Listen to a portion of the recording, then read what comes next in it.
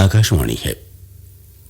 7 में मंगल प्रस्तुत है अखिल भारतीय रेडियो नाट्य लेखन प्रतियोगिता 1989 में मलयालम भाषा के लिए प्रथम पुरस्कार प्राप्त नाटक एजिल चौवा का हिंदी अनुवाद।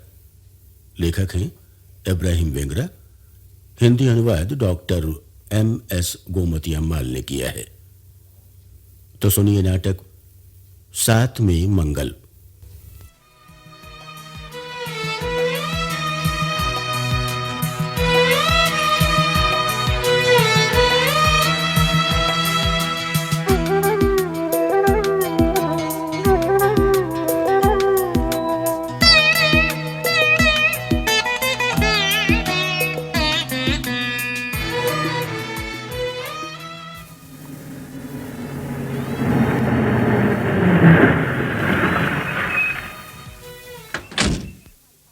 सुरेश बेटा, देखो तुम्हारे पापा जी आ गए।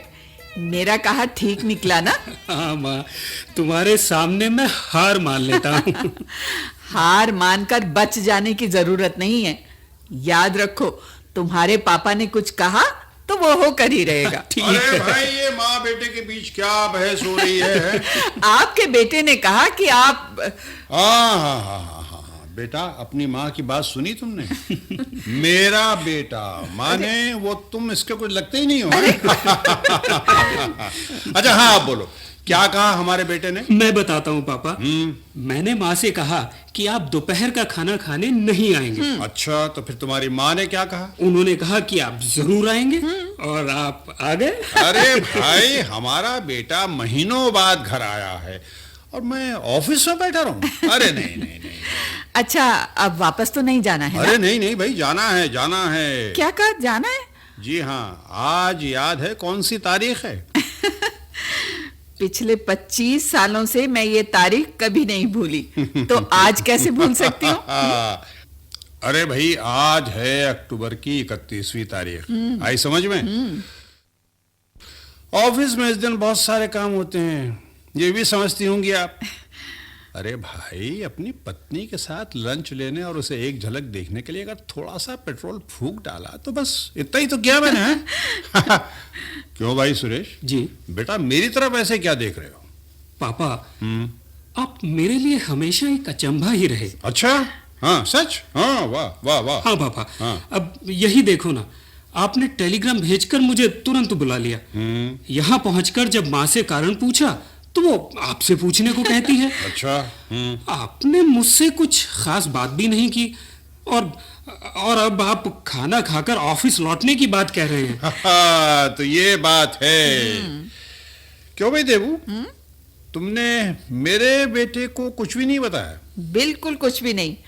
मैं देख रही थी कि उसे आज की तारीख याद है या नहीं। ये भी बात ठीक है भाई, ये भी ठीक है। टेलीग्राम आया था। टेलीग्राम? बेटा देखो किसका टेलीग्राम। मैं देखता हूँ। कहाँ से है? कलकत्ते से। कलकत्ता से? ये दीजिए। यहाँ साइड कर दीजिए। लीजिए, ये लीजिए। देखो किसका है। ये लो पापा, सुनीता का टेलीग्राम है। सुनीता का? पढ़ क्या लिखा है?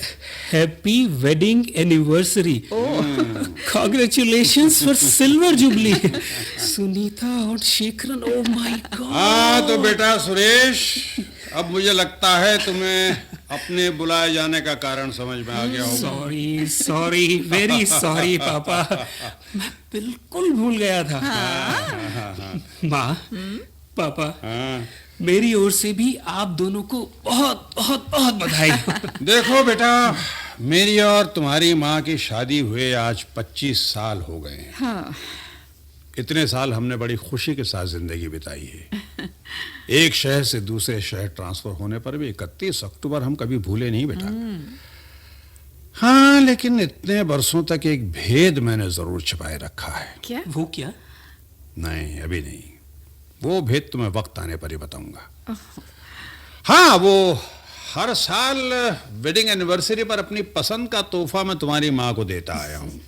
लेकिन इस बार तो तुम्हारी माँ ने अपनी पसंद का तोहफा मांगा है बेटा। माँ, आप मुझे लिख देते तो मैं बैंगलोर से ले आता। नहीं नहीं नहीं बेटे, तुम्हारी माँ ने जो चीज मांगी है वो पैसा देने पर तो नहीं मिल सकती। अच्छा अच्छा, आप दोनों हाथ धोकर आइए, खाना तैयार है, जल्दी आइए। अच्छा माँ।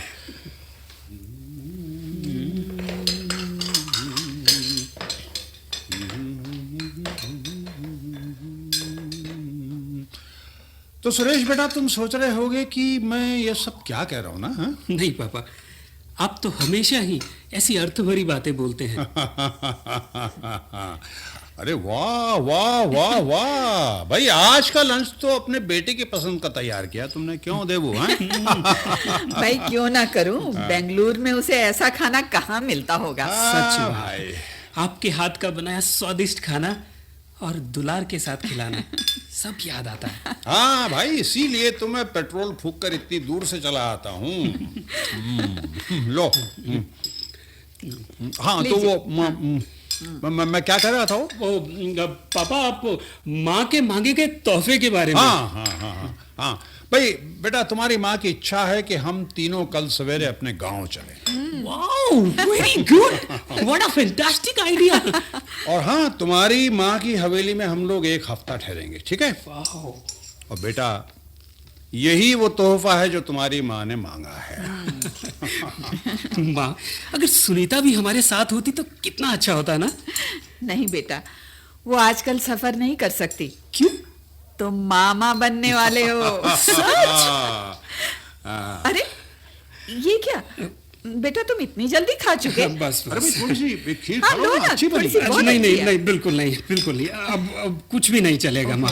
हाँ देवू, जरा इसकी खुशी तो देखो। हाँ अपने गांव के बारे में याद करके सब लोग ऐसे ही हो जाते हैं। हाँ मैडम, आप बिल्कुल ठीक कहती हैं। हाँ अच्छा भाई, तो सुरेश बेटा, जी बाबा। तुम तैयारी कर लेना। हाँ। हो, मैं सब कर लूंगा पापा, बस आप जल्दी से वापस आ जाइए। Okay okay. क्यों मैं देवू, तुम क्या सोच रही हो? कुछ खास नहीं। नहीं, फिर भी बताओ तो सही, क्या हुआ? वो थोड़ी देर पहले आपने किसी बड़े रहस्य के बारे में कहा था। भला आपके मन में ऐसा कौन सा रहस्य है जो मैं नहीं जानती, जिसे आपने मुझसे छिपाए रखा? अच्छा, तो ये बात है। हाँ? जी।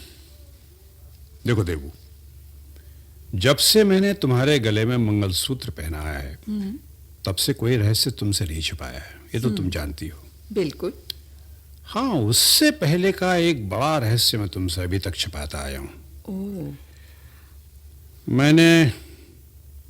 मैंने किसी से वादा किया था कि वो रहस्य 25 बरस के बाद ही तुमको बताऊंगा। किससे? हैं? एक महान व्यक्ति हैं। अब मैं नहीं जानता कि वो अभी जिंदा हैं या नहीं। ओह। हो सकता है गांव पहुंचकर उनसे मुलाकात हो, तब मैं वो रहस्य तुमको बता दूंगा। तब तक जरा सब्र करो, ठीक है? ठीक है। अच्छा, तो मैं ऑफिस होके आता हूँ। हाँ? अच्छा। ओके।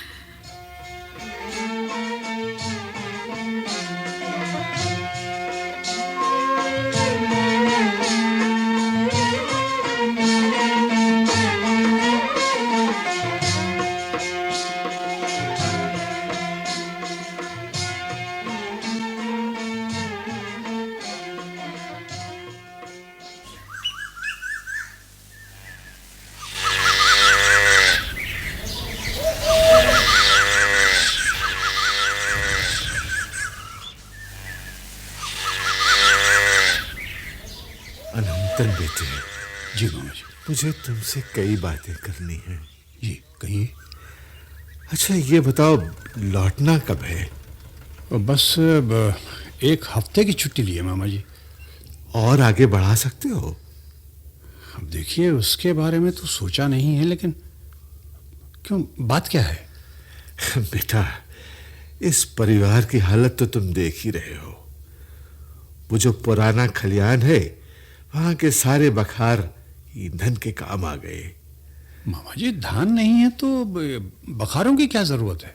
हाँ हाँ, ठीक है, तुम सोचते हो कि जिन चीजों की जरूरत नहीं होती उन्हें नहीं रखना चाहिए। नहीं नहीं, ऐसा मैंने नहीं सोचा है। मैं तो लेकिन बेटा आजकल मैं ये सब सोचने लगा हूं।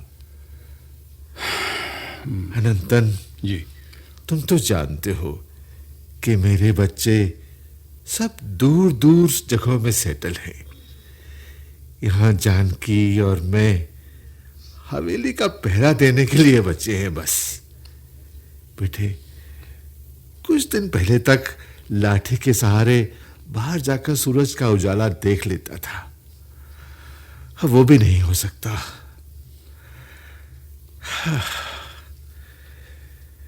कितने दिन बीत गए, सारे देवी देवताओं को पुकार पुकार कर मन्नत की, लेकिन उधर बुलाने के कोई आसार नजर नहीं आते। ये आप क्या कह रहे हैं मामा जी? हम सब यहाँ हैं ना। हाँ, कभी कभार आकर हाल पूछने से क्या फायदा बेटा। वो अनंतन, वो पशुशाला देख रहे हो? हाँ वो, लेकिन उसके तो सारे खपरेल टूट गए मामा जी, और ये बरसात में भीग भीग कर अब लगता है छत भी गिरने वाली है। अंदर कोई मवेशी तो नहीं? नहीं, लगता तो नहीं है। पहले बैलों को बेच डाला, गायों ने दूध देना बंद किया तो उनको भी दे दिया। अब वहां एक बूढ़ा बैल और एक बूढ़ी गाय ही बाकी रह गए हैं। उन्हें खरीदने के लिए कोई भी नहीं आता।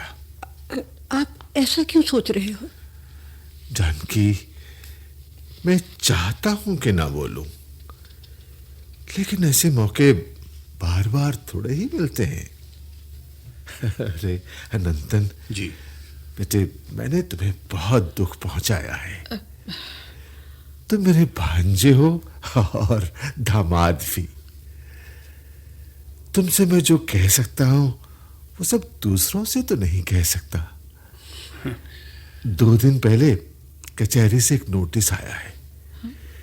किसानों द्वारा जमा किए गए जमीन के दाम बरसों से कचहरी में पड़े हैं,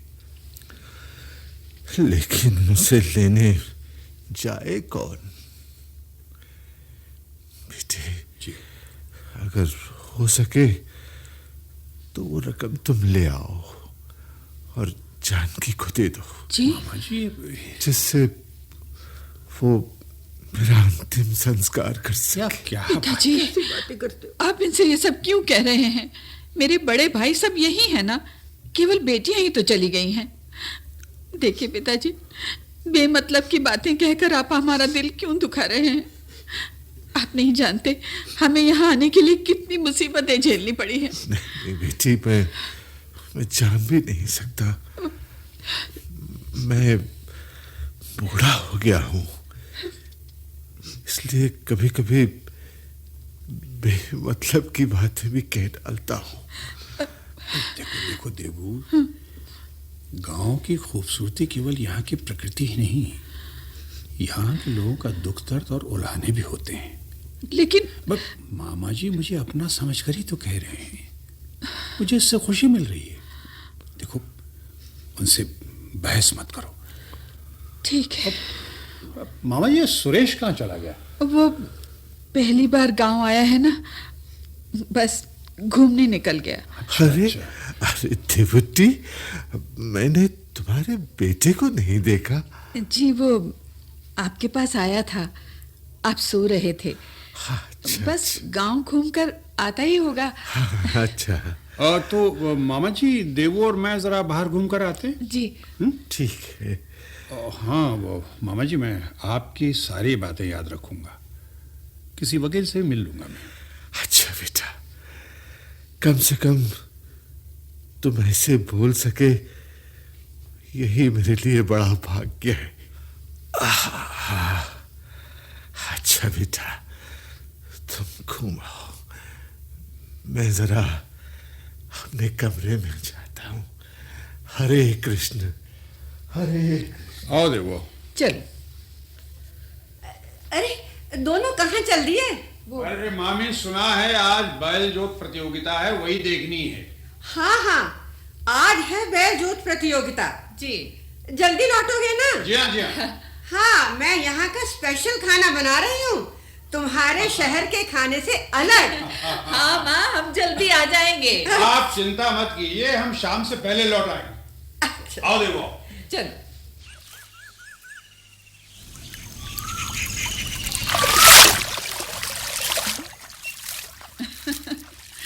आपको बैल जोत प्रतियोगिता में इतनी दिलचस्पी है, मुझे मालूम नहीं था। अरे भाई, बैलों से तो मेरा बहुत पुराना नाता। अच्छा। हाँ, जब कॉलेज में पढ़ता था ना, तो बीज बोने के पहले ही सीधे खेत में चले जाता था। लोकगीत गाने वाले किसान के हाथ से मैं हल हड़प लेता और खुद बैल जोतता था। जब बरसात का मौसम शुरू होता ना, तो घुटनों तक दलदल में हल के साथ बैलों को हाँकता था। अच्छा। हाँ, और मुझे देखकर वो कारियापन और चातन बिना दांत के मसूड़े दिखाकर जोर जोर से हंसते थे। वो सावन और भादों में फुलझड़ियां जैसे धान की बालियों को देखते ना, अरे हाय हाय हाय, कच्चे धान को चबा कर मजा लेते और धान को चुगने आते पक्षियों को, झुंडों को निहारते हुए जो आनंद आता है ना देवू, ओहो हो, वो तुम नहीं जानती। देखो तो एक बात बता दो तुम्हें, बिना मिलावट का पानी पीना है ना, तो कच्चे नारियल का पानी पियो। इसी तरह जिंदगी का असली आनंद उठाना है तो गांव में जरूर जाओ। अरे देवू देवू, सुनो, ये मेड़ से जरा हट कर इधर आओ। हाँ, अब ठीक है। उस आदमी को निकल जाने दो, उसके सिर पर घास का बोझ है। वो रास्ता ठीक से नहीं देख सकता। ठीक है। आप परेशान ना हो साहब, मैं मेड़ के नीचे से चला जाऊंगा। अरे भाई, हमारे सिर पर बोझा नहीं है। आप मेड़ से नीचे उतरे बिना ही चले जाइए ना, जाइए। ये आवाज लगता है कहीं सुनी है। अरे अरे, तुम कारियप्पन हो ना? हाँ, लेकिन मैंने आपको पहचाना नहीं। अरे भाई, मैं हूं अनंतन कुट्टी। कौन? अनंतन कुट्टी। जजमान अनंतन कुट्टी। अरे जजमान लोग तो सब मर मिटे, मैं तो मामूली इंसान हूँ। मैं जानता हूँ, जजमान कहकर बुलाने से आपको पहले भी नफरत थी। कब आए? अभी थोड़ी देर पहले आया। तुम अपनी सुनाओ, तुम कैसे हो कारियप्पन? ठीक हूँ साहब, बिल्कुल ठीक हूँ। देवू, इसे 10 रुपए दे दो। अच्छा। हाँ भाई कारियप्पन, तो आजकल शराब वराब पीते हो? नहीं साहब, नहीं। पेट में दर्द हुआ सो बंद कर दिया। ठीक किया, बहुत अच्छा किया। पैसा देकर पेट का दर्द क्यों मोल लिया जाए? ये लो कारियप्पन, लो। देवू, इसके हाथ में दो, हाथ में दो। अच्छा, ये लो। नहीं साहब, ले लो कारियप्पन, ले लो, ले लो, ले लो। अच्छा, ये बताओ कि आजकल वो हमारे मोहितू साहब कहाँ हैं? कौन मोहितू साहब? अरे वही मोहितू साहब जो बैल जोत में हमेशा पहला इनाम जीतते थे। अरे वो अंडे बेचने वाले मोहितू साहब। अच्छा, आजकल बैल जोत में जीतने वाले को वही इनाम देते हैं। अच्छा। अभी मैंने चौराहे पर देखा है। हाँ। बच्चे आराम कुर्सी में बिठा कर ले जा रहे थे। वही उनका घर है। मैं साथ चलूं? नहीं, हम चले जाएंगे। अच्छा, तुम जाओ, तुम्हारे सिर पर बोझ है, जाओ। अच्छा अनंतन साहब, फिर मिलना। हाँ, मिलेंगे भाई, मिलेंगे।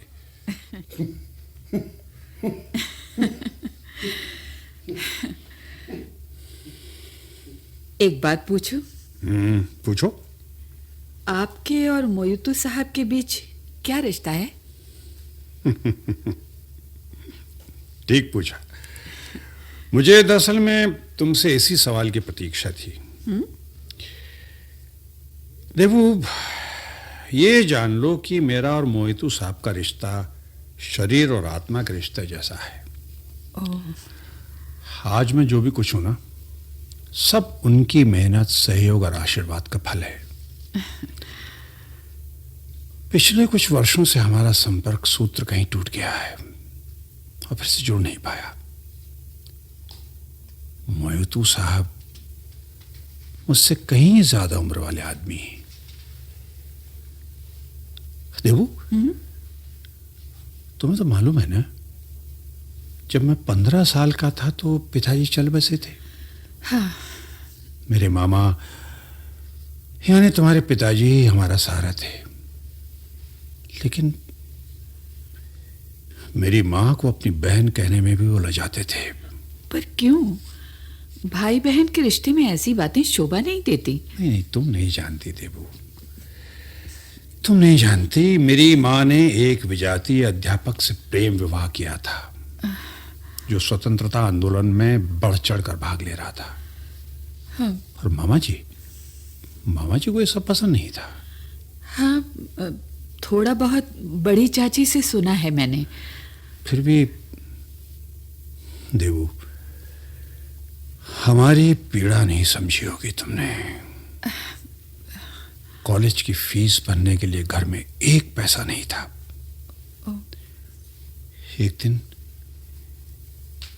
एक दिन माँ मेरा हाथ थामकर तुम्हारे पिताजी के पास गई। अरे वीरू, वहां बाहर कौन खड़ा है? जजमान, आपकी बहन और उसका बेटा है। ओह, उनसे अंदर आने को कहो। आइए बहन जी, आपको जजमान अंदर बुला रहे हैं। जी, आओ। क्यों री? भैया। अपने इस लाडले को लेकर यहाँ क्या करने आई है? भैया, मैंने तुमसे मना किया था कि इस देहरी पर एक कदम भी नहीं रखना। एक बार कहीं बात समझ में नहीं आती क्या? आती है भैया, लेकिन आज तक आपको ही मानती आई हूँ और आप ही हम दोनों का सहारा है।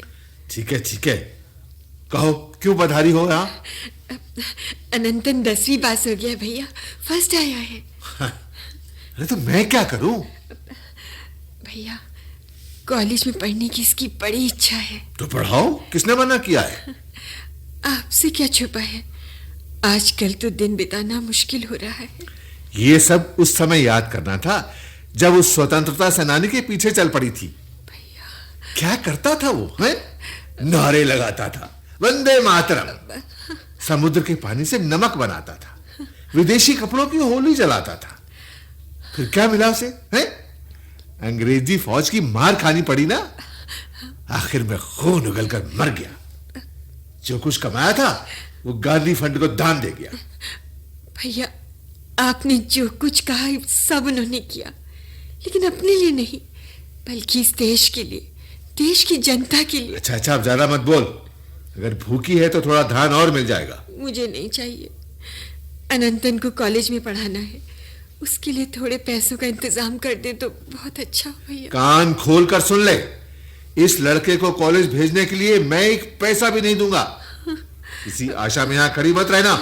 जाओ, चले जाओ। जाओ। फिर मैं किसके आगे हाथ फैलाऊं भैया? ये मुझसे क्यों पूछती हो? माधवी, माधवी, बाहर क्यों खड़ी हो? अंदर आ जाओ। घर की बातें घर में होनी चाहिए। नहीं। देखिए, बेटे को लेकर पहली बार आई है, ऐसे दरवाजे से लौटाना ठीक नहीं। माधवी, मुंह जूठा किए बगैर नहीं जाना। कहना नहीं। शंकर मेनन ने एक बार मना कर दिया तो नहीं होगा। माधवी, तू जा सकती है, जा।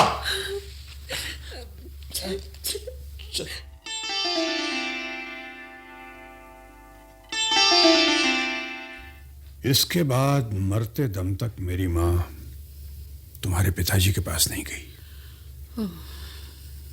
लेकिन ईश्वर एक आदमी के रूप में हमारे सामने आए, और वो हैं हमारे मोहितू साहब।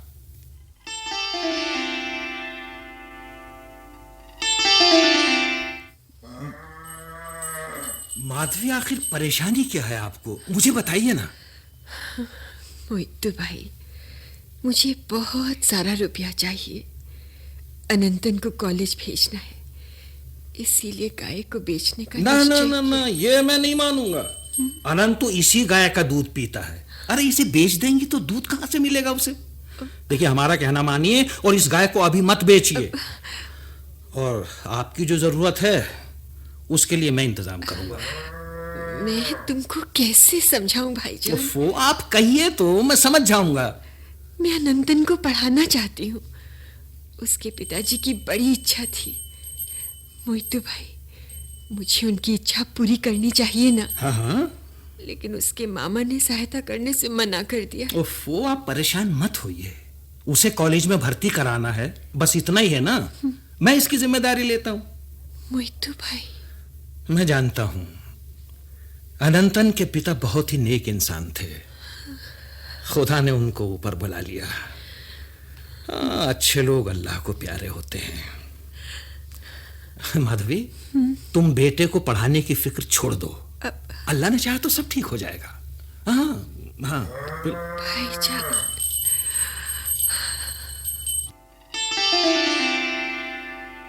और मोहितू साहब जो खुद स्कूल के बरामदे में कभी नहीं पहुंचे थे देबू, उन्होंने मुझे कॉलेज भेजा, मानवता के नाम पर मुझे पढ़ाया। और सच बात कहूं तो उन्होंने ही मुझे इस पद तक पहुंचाया है। अरे देबू देखो, ओह तो धूल उड़ रही है, देखो ना। हाँ। लगता है बैलजोत प्रतियोगिता शुरू हो गई। हाँ।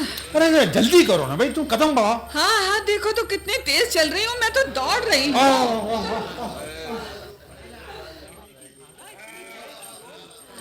इतनी तेज।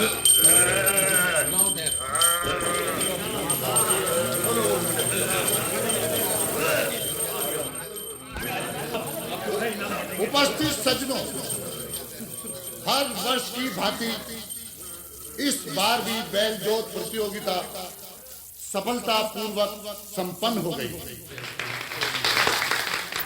अब प्रतियोगिता में विजयी लोगों को पुरस्कार देने के लिए मैं आमंत्रित करता हूं हम सबके आदरणीय और गांव के वयोवृद्ध मोहितू साहब को।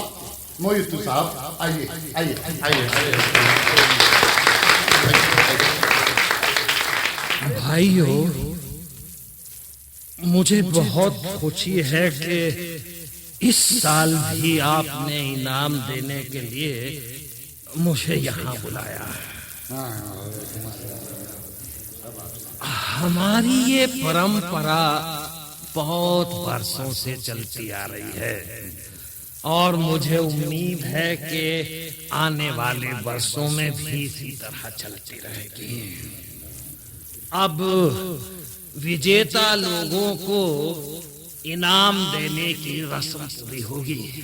भाई बताइए किसे किसे इनाम मिला है? पहला इनाम पाने वाले हैं वो देखो मोहितू साहब को। हाँ।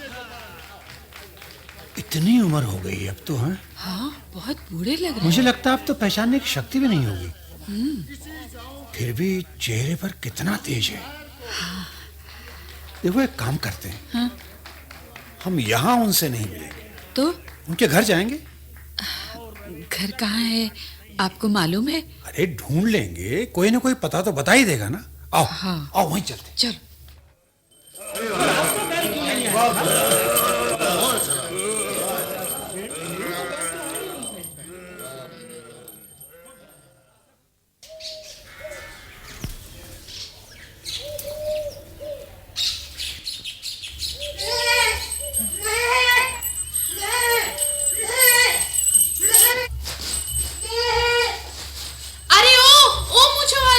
हाँ हाँ, मुझे बुला रही हो? हाँ हाँ, उस बकरी को जरा पकड़ो। उसको? हाँ। ठहरो, अभी पकड़ता हूँ।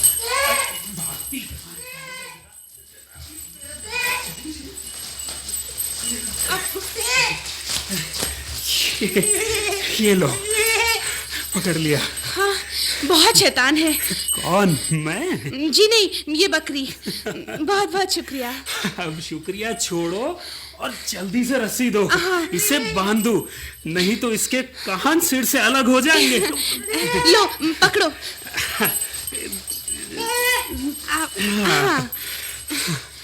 इसे थोड़ी घास दे दो, फिर नहीं भागेगी। तुम ही दे दो। ओ, फिर इसे दूहने को भी कहेंगी? कहूँ भी तो तुम्हारा क्या नुकसान, दूध दूध भी लो और पी भी लो। मुझे नहीं चाहिए, मैं गाय का दूध पीता हूँ। अच्छा, नाम क्या है?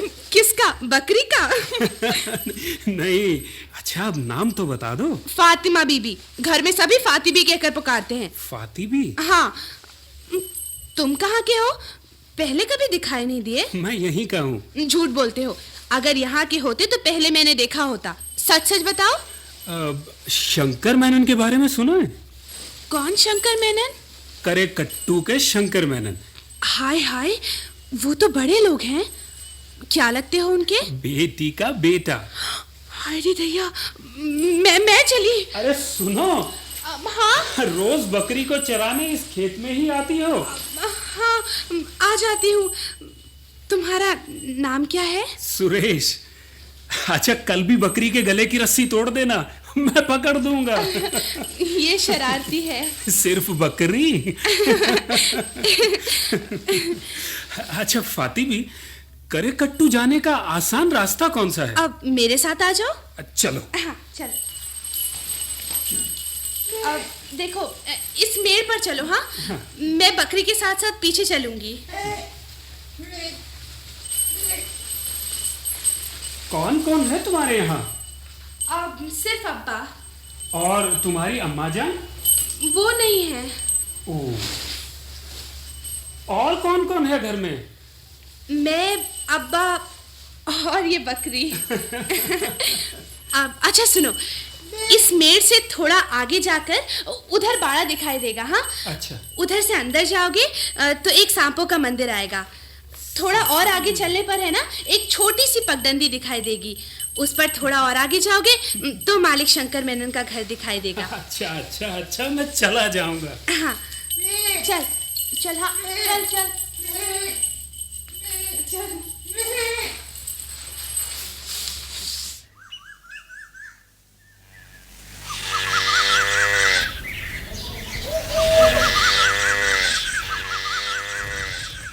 ए भाई, ए भाई, जरा सुनना। मुझसे कहा? जी हाँ। हाँ कहिए। भाई मुझे मोहितू साहब से मिलना है। वो अंदर ही हैं। अच्छा, तो उन्हें बता दो कि बाहर कोई खड़ा है और उनसे मिलना चाहता है। आप अंदर जा सकते हैं, उनकी इजाजत नहीं चाहिए। अच्छा, वो झोपड़ी नहीं बल्कि एक सराय है। आइए आइए आइए, आप अंदर आइए। भाई देबू, अब पता नहीं मुझे देखकर मोहितू साहब पहचानेंगे भी या नहीं। बड़ा मजा आएगा। जी साहब आपको बुला रहे हैं। शुक्रिया शुक्रिया शुक्रिया। अरे कौन है भाई? यहाँ पास आ जाओ। आओ देबू, आओ। मैंने पहचाना नहीं। एतराज ना हो तो इस चटाई पर बैठ जाओ। जी जी। हाँ, ये तुम मुझे घूर घूर कर क्या देख रहे हो? मोहितू साहब, मैं आवाज पहचानी सी तो है, लेकिन ठीक से याद नहीं आ रहा। वो अरे बैठो बैठो ना तुम लोग। जी। दरअसल मुझे ठीक से दिखाई नहीं देता। जी मोहितू साहब, मैं हूँ अनंतू, आपका अनंतू। अनंतू जी। मेरे बच्चे, तुझे गला लगाने के लिए मैं उठ भी तो नहीं सकता। मेरे पैर नहीं रहे बेटे। मोहितू साहब, अनंतू तेरा फांसा बेटे। आ तू मेरे गले लग जा। अरे कब आया रे तू? जी बस अभी आया, थोड़ी देर पहले। प्रणाम मोहितू साहब। अरे जीती रहो। ये मेरी देवुट्टी है ना? जी हाँ, लेकिन आपने कैसे पहचाना? अरे बेटी, तेरे साथ और कौन होगा? तुझे तो कुछ याद नहीं होगा बेटी। तू घर की चार दीवारी से बाहर नहीं निकलती थी।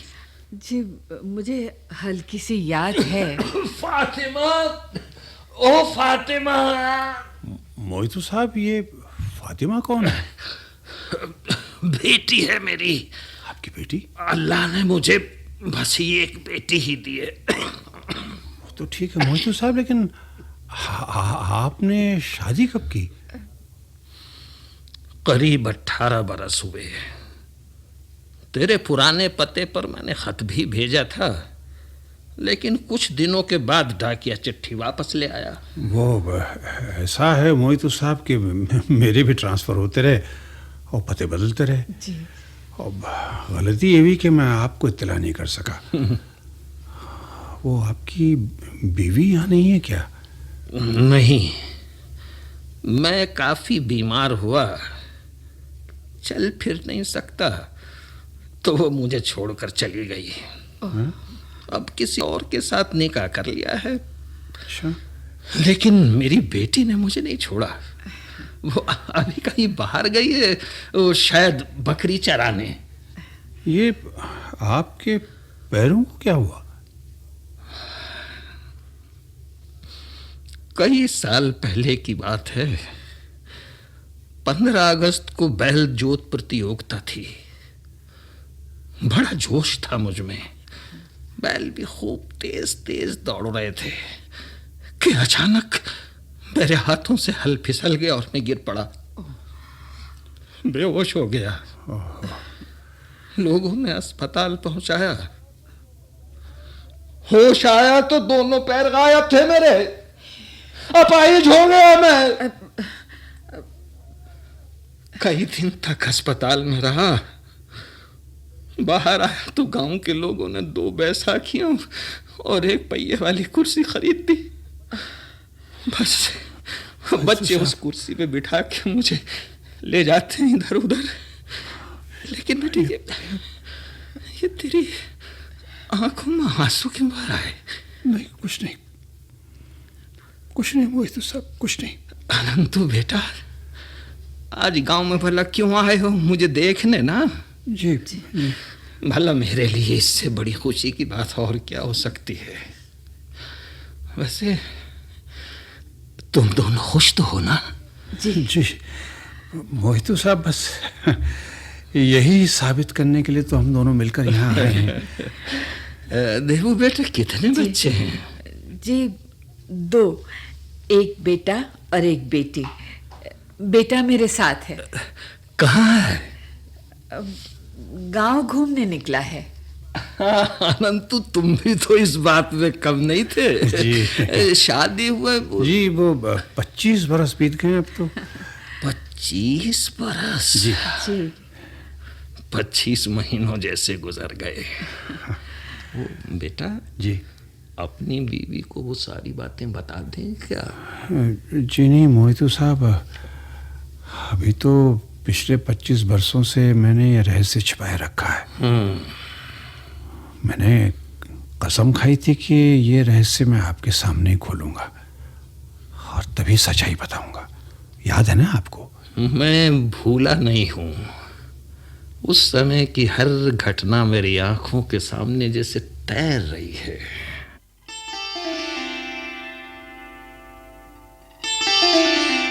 अनंतु, ओ अनंतु जी।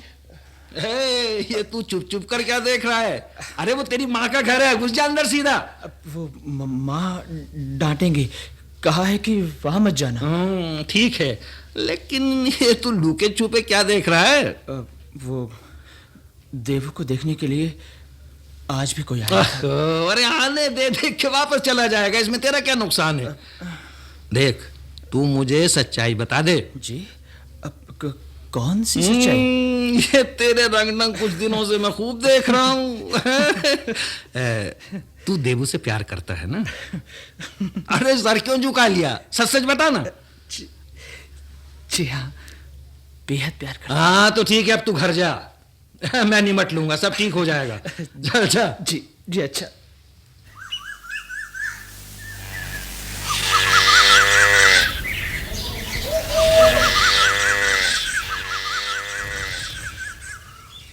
सलाम शंकर मेनन जी। सलाम सलाम। क्यों रे, आजकल तो इस ओर दिखाई नहीं देता। जी, आप ही हमें नहीं देखते, मैं तो आता रहता हूँ। अनंतु का इम्तिहान हो गया?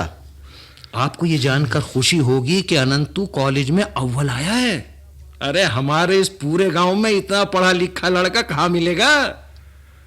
हाँ, पर उसकी माँ और वो मुझसे नाराज होंगे। मैंने उनकी कोई मदद नहीं की ना, इसका गुस्सा तो होगा ही। गुस्सा? नहीं नहीं, अरे गुस्सा तो उसे छू तक नहीं गया। रोज रात को सोने से पहले वो मामा का नाम लेकर प्रार्थना करता है। जानते हैं आपका कितना आदर सम्मान करता है। मोहितू, तू सच बोल रहा है? मैं भला झूठ क्यों बोलूंगा। वैसे ये आज आप कुछ उदास से लग रहे हैं, बात क्या है? कुछ खास नहीं। देवू को देखने आज फिर कुछ लोग आए थे।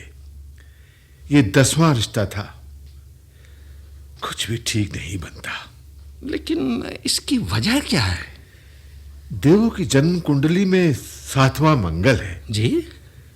जो भी कुंडलियां आती हैं मिलती ही नहीं। क्या करूं, अपना दुख अब किससे कहूं। उसकी छोटी बहनें भी बड़ी हो गई हैं।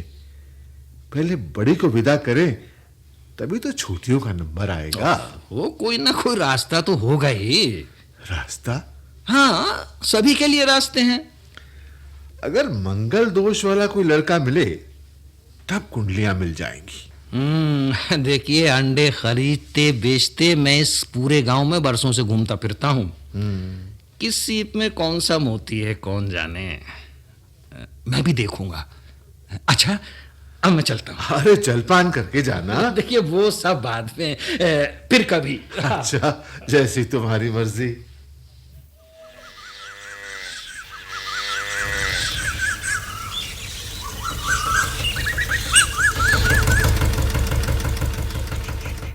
माधवी, ओ माधवी।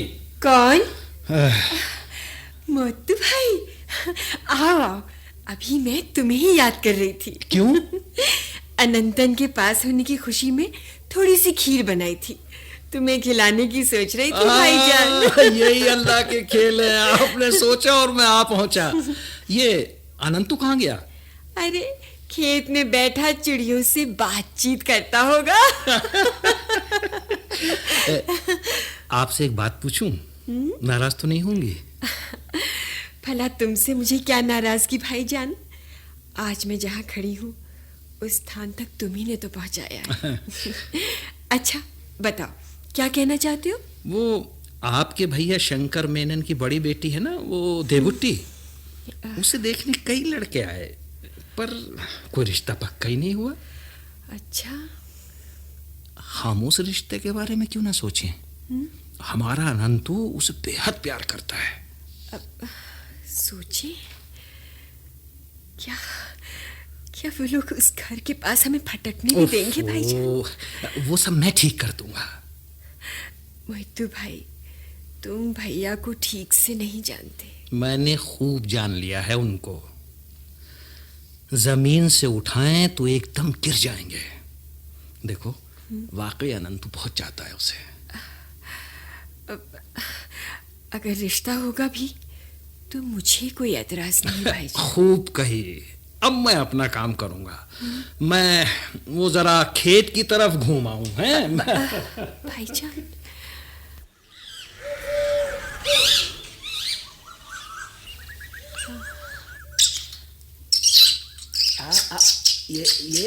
ये आजा आजा आजा। ये ले ये तू। अरे अनंतु बेटा, ये वहाँ खेत में बैठा क्या कर रहा है? अरे घर के अंदर नहीं बैठ सकता। अरे मोहितू काका, आइए आइए। अरे काका, घर में बैठने से भला ये सुख मिलेगा क्या? ये देखिए, ये हरा भरा धान का खेत देखिए, कितना मजा आता है ना। अरे हाँ काका, एक बात और। क्या? अगली बार की बैल जोत प्रतियोगिता में मैं भी बैल चलाऊंगा। मुझे हराने के लिए? अरे नहीं काका, ये बात नहीं है, जीतना तो आपको ही। अरे तो फिर तू क्यों बैल चलाने की सोच रहा है? वो प्रतियोगिता में मजा आएगा ना, बस इसीलिए। हाँ बेटे, जिंदगी में प्रतियोगिता होनी ही चाहिए जी, तभी तो हम आगे बढ़ेंगे। ये सुन जी, ये देबू की बात मैंने तेरी माँ को बता दी है। माँ तैयार है। सच? वो देबू माँ की भी प्यारी है, लेकिन भाई से अनबन होने के कारण अब तक माँ ने ये बात नहीं बताई। लेकिन मोहितू काका, एक गड़बड़ है। क्या? कुंडलियां नहीं मिलेंगी। अनंतु, अरे तू भी कैसा मूर्ख है? इतना पढ़ लिख गया पर तेरा अंधविश्वास खत्म नहीं हुआ। अरे देख, ये कुंडली पंडित लोग ही तो देखते जांचते हैं ना। जी हाँ। उन्होंने तेरी जन्म कुंडली में भी 7वां मंगल बताया है। मगर पता नहीं क्यों मुझे डर लगता है। अरे अरे अरे, ये तेरा बचपना नहीं गया। याद है तुझे, पिछले महीने हवाई जहाज गिरने से 250 लोग मरे थे। जी। उन सब की जन्म कुंडलियां क्या एक ही थी? और ये उड़ीसा या दक्षिणी तट में कहीं तूफान के कारण हजारों लोग मरते हैं, उनकी कुंडलियां भी क्या एक होती है? और सुन, ये पिछले हफ्ते कुंडलियां मिलाकर नारायण की बेटी से शकुन नायर के बेटे की शादी हुई। जानते हो क्या हुआ? क्या हुआ? लौटते समय मोटर गाड़ी के एक्सीडेंट में दोनों मारे गए। क्या बेटे, जिंदगी में होने वाले हादसे कुंडलियों से नहीं टाला करते। अल्लाह सबका रखवाला है, खुदा अपने बंदों की परवरिश करता है। तू चिंता फिक्र छोड़। अरे दिल मिलने पर कुंडली मिले या ना मिले कोई परवाह नहीं। काका एक बात कहूं? हाँ। पता नहीं क्यों आपकी बातें मेरा हौसला बढ़ाती हैं। बस अब तो मैंने सब कुछ आप और माँ पर छोड़ दिया। हाँ ठीक है, हम सब ठीक कर देंगे। जी काका।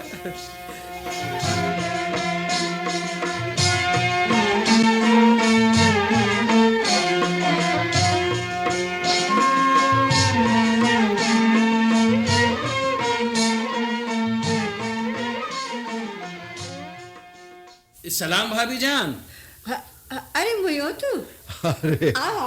आ जाओ मोयोतू, आ जाओ, अंदर आ जाओ। तू ठीक समय पर आया। बात क्या है मेनन साहब, देबू के लिए लड़का मिल गया क्या? नहीं, उसके लिए नहीं, छोटी का रिश्ता आया है। अरे रे रे मेनन साहब, कैसी बात करते हो? अरे यही तो समस्या है। अच्छा ये बताइए, बेटी की कुंडली से मिलान रखने वाला लड़का मिल जाए तो शादी कर सकते हैं ना? हाँ। तो फिर देर किस बात की? ऐसा एक नौजवान तो आप ही के पास है। मेरे पास? हाँ हाँ, आपकी बहन का बेटा अनंतु। अनंतु? हाँ भाई, पढ़ा लिखा है, नौकरी के लिए इंटरव्यू वगैरह दे रहा है। खुदा ने चाहा तो बहुत जल्द उसे अच्छी सी नौकरी मिल जाएगी। पर भैया, ये रिश्ता नहीं हो सकता। क्यों भाभी? अरे भाभी, जो बीत गई सो बीत गई, भूल जाइए उसे। मोहितू, अनंतन की कुंडली में मंगल दोष है क्या? है, मुझे तो कल ही पता चला। अच्छा, पर कुंडली क्यों दिखाई? वो हुआ यूं कि उसके लिए मधुसूदन वकील के घर से एक रिश्ता आया था। बस उसी सिलसिले में कुंडली दिखानी पड़ी। लेकिन उस लड़की के साथ अनंतु की कुंडली मिली नहीं। देबू के रिश्ते के लिए अनंतन राजी हो जाएगा? आप अपनी बहन से एक बार मिल तो लीजिए, हैं? वो जरूर राजी हो जाएंगे, मैं सच कह रहा हूं। जानकी जी, तेरी क्या राय है? वैसे अनंतन बड़ा अच्छा लड़का है। जानकी, आज तक मैंने किसी के सामने सर नहीं झुकाया, लेकिन बेटियों के लिए यह भी करना पड़ेगा। ठीक है, मैं माधवी से मिलूंगा। मोहितू, तू जाकर इत्तला कर दे। जी जी जी मेनन साहब, जी मैं अभी गया बस।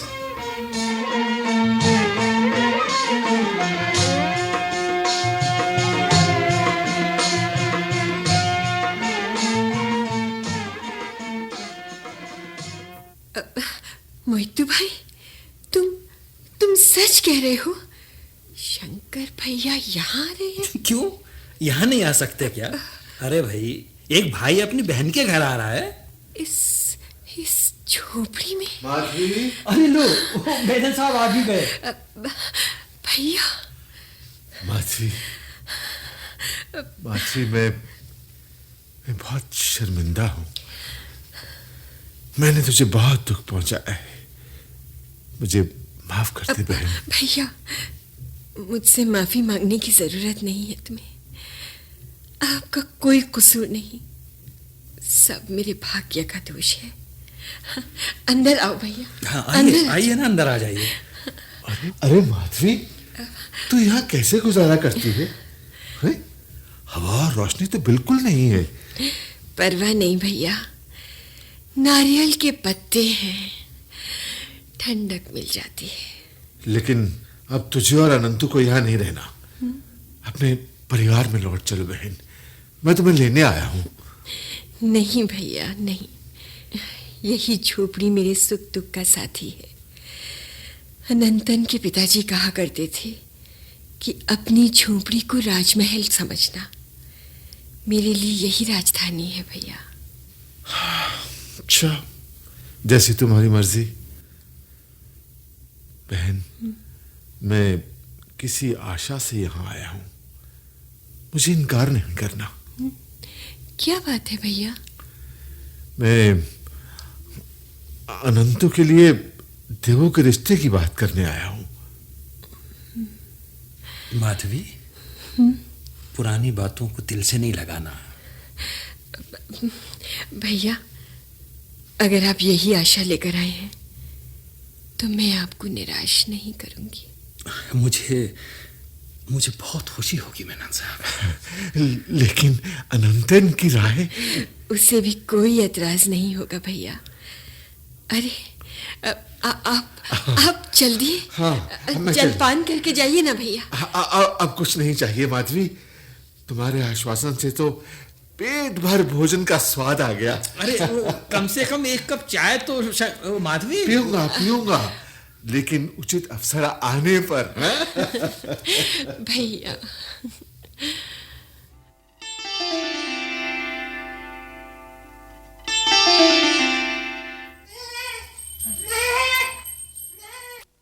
शायद मेरी बेटी आ गई। फातिमा, फातिमा। आती हूँ अब्बा, इस शैतान को जरा बांध दो। हाँ, अब कहो अब्बा। ये है मेरी बेटी। अच्छा। बेटी, ये तेरे मामा मामी। नमस्ते। जीती रहो बेटा, जीती रहो। खुश रहो बेटी। काका, इसकी शादी हो गई? कैसे होगी बेटा? आजकल लड़कियों की शादी करना आसान है क्या? हाँ। जो दहेज नहीं दे सकते उनके बेटियां होनी नहीं चाहिए। अब तो बस एक ही ख्वाहिश है, मरने से पहले इसे किसी को सौंप दूं। मोहितो साहब, किसी से भी शादी कर देंगे? नहीं, मतलब लड़का अक्लमंद, होशियार और चरित्रवान होना चाहिए। ठीक है मोहितो साहब, ऐसा लड़का मैं ढूंढूंगा। जी। अब्बा, लड़की को मोल लेके मेरी शादी मत करना, मैं उसके लिए राजी नहीं होंगी। अगर कोई मुझे पसंद करके शादी करे तो उसे सौंप दीजिए। बेटी तू। यही ठीक है काका, यही ठीक है। तो देवू अब चलें? अच्छा चले काका। कुछ खाया पिया भी नहीं? खाऊंगा काका, खाऊंगा। आपके यहाँ के शहद के छत्ते से थोड़ा थोड़ा शहद हम दोनों खाएंगे। ऐसा शहद जिसमें मिलावट नहीं। मोहितो साहब, आपके मन की तरह जो शहद। अच्छा तो हम चलते हैं। आओ देखो। नमस्कार काका। खुश रहो बेटे।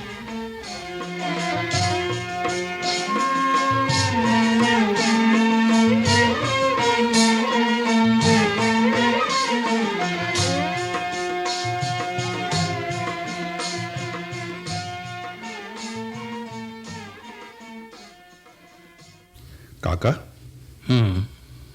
मुझे आपसे एक जरूरी बात करनी है। हाँ, बोला अनंतु। मैंने और देवू ने फैसला किया है कि फातिमा को हम अपने साथ शहर ले जाएंगे। जी।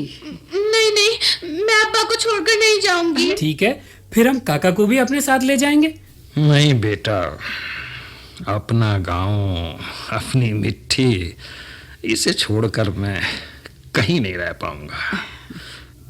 पर बेटे बता तो सही, तू फातिमा को अपने साथ क्यों ले जाना चाहता है? काका, मैं देख रहा हूं कि आप बेटी की शादी को लेकर बहुत परेशान हैं। और मैं आपसे कहना चाहता हूं कि फातिमा आपकी ही बेटी नहीं, हमारी भी बेटी है। हाँ काका, थोड़ी जिम्मेदारी हमें भी निभाने दीजिए। फातिमा की शादी की सारी जिम्मेदारी मैं उठाऊंगा। देखिए, आप जैसा लड़का चाहते हैं वैसा सुयोग्य दूल्हा अपनी फातिमा के लिए मैं तलाश करूंगा मोहितो काका। अनंतु बेटा, ये तो क्या कह रहा है? मैं वही कह रहा हूं जो आप सुन रहे हैं।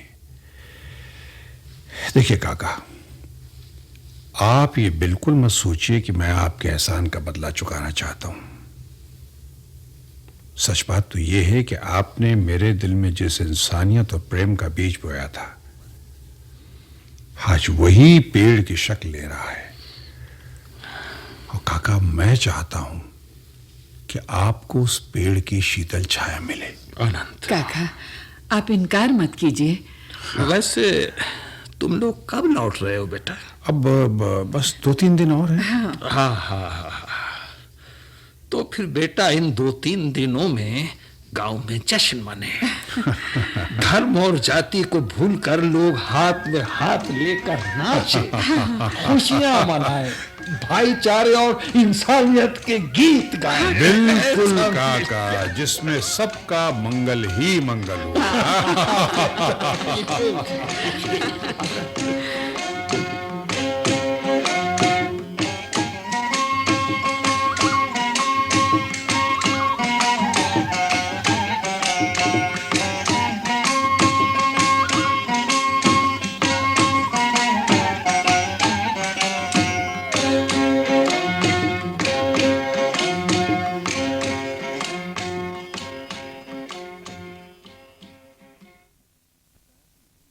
साथ में मंगल।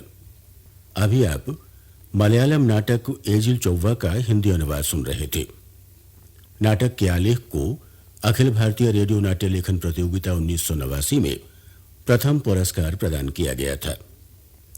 मूल मलयालम नाटक के लेखक इब्राहिम वेंगरा, हिंदी अनुवाद डॉक्टर M.S. गोमती अम्माल ने किया। नाटक के निर्देशक थे कमल दत्त, प्रस्तुति सहायिका विजय लक्ष्मी शर्मा। भाग लेने वाले कलाकार V.M. वडोला, मंजू मैनी, राम मैनी, पल्लवी भारती, S.P.